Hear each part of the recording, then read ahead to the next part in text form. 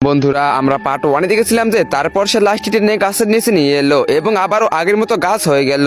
দৃশ্যটি দেখে রাইস্টারের বুক কেঁপে উঠলো, কিন্তু তিনি চুপ করে রইলেন। সকালে যখন গ্রামের লোক ভিড় জমালো, তখন রাইস্টার প্রথমবার সেই গাছের সাথে কথা বলার চেষ্টা করলেন। হঠাৎ গাছের ভিতর থেকে এক গভীর আওয়াজ ভেসে উঠলো, গ্রামবাসীরা, তোমরা কি আমায় সবাই ভুলে গেছো? এইটা শুনে রাইস্টার অথভম্ব হয়ে গেলেন এবং রাইস্টার জিজ্ঞেস করলেন, কে তুই? গাছটি উত্তর দিল, আমি হলাম ঠুং ঠুং ঠুং সাহুর। একসময় আমিও এই গ্রামের আদুরের সন্তান ছিলাম, কিন্তু 100 বছর আগে আমাকে এই গাছেই দড়ি দিয়ে উল্টো করে ঝুলিয়ে দেওয়া হয়েছিল।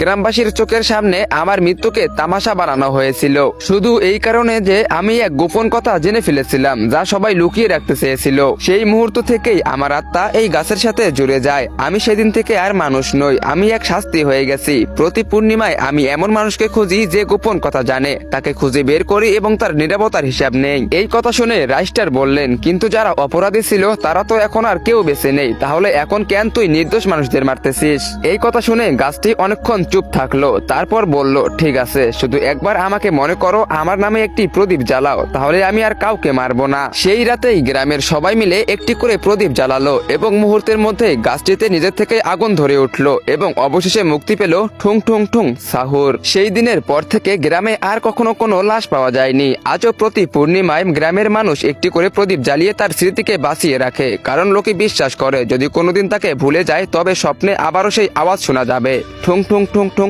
সাহুর।